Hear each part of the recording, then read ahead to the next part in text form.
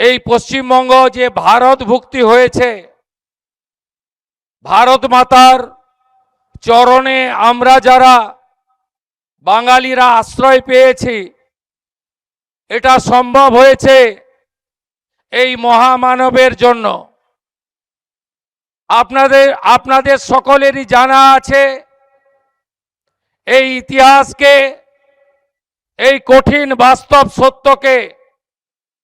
স্বাধীনতার পরে কংগ্রেসীরা যারা বিভীষিকাময় দেশ ভাগ করেছিল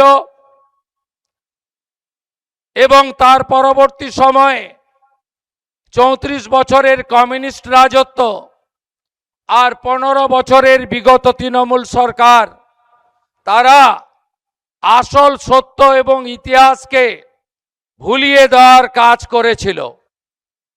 1947-এর 20 জুন আজকে যে বিধানসভার লিডার অব দি হাউস আমি, সেদিন এই বিধানসভার নাম ছিল আইনসভা। সেই আইনসভায় ডক্টর শ্যামাপ্রসাদ মুখার্জির নেতৃত্বে 58-21 ভোটে এই পশ্চিমবঙ্গ ভারত ভুক্তি ঘটেছিল। তাই আজকে আমরা ভারত মাতা, মাতা ভারতীর চরণে আমাদের আশ্রয় আমরা পেয়েছি। এর থেকে আরো বড় কিছু বলার দরকার নেই ওনার সম্পর্কে। আমাদের বাঙালি হিন্দুদের হোমল্যান্ড দিয়ে গেছেন উনি, অথচ তাকে যথাযথ সম্মান জানানো হয়নি। তাকে যথাযথ ইতিহাস বর্তমান প্রজন্ম, আগামী প্রজন্ম, আমাদের বিদ্যালয় পাঠ্যপুস্তক কোথাও অন্তর্ভুক্ত করা হয়নি।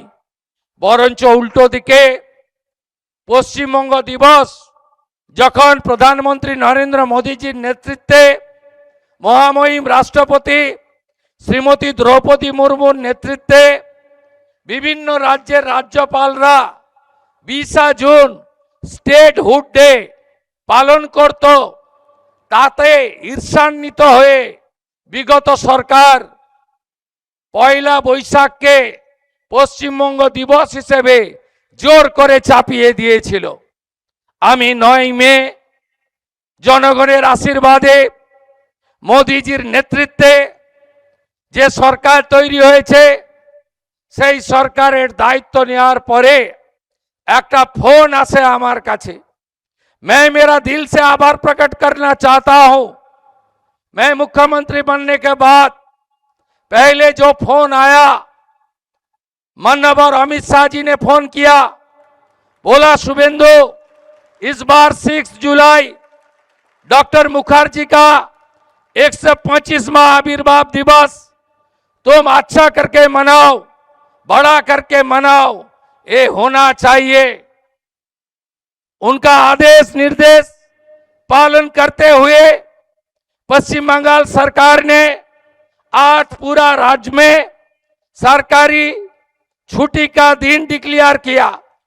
एक नहीं 10,000 कार्यक्रम हुआ आज बंगाल में। कम से कम 50 लाख लोग पूरा बंगाल में आज सुबह से डॉक्टर श्यामा प्रसाद मुखर्जी को श्रद्धा सुमन अर्पित कर रहा है। पूरा प्रदेश में ये काम आज पूरा नहीं होगा। मुझे जो निर्देश आदेश दिया है, मुझे जो गाइड किया है माननीय हमारी स्वराष्ट्र मंत्री जी ने, उन्होंने बताया 125 फुट ऊंचा मूर्ति लगाना चाहिए। आज भूमि पूजन भी हो गया।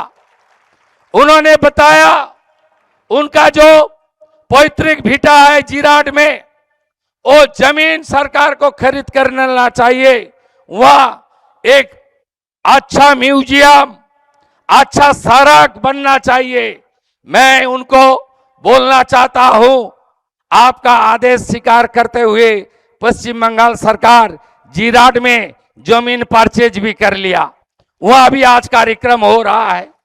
एबीपी आनंद एगिए थाके एगिए राखे।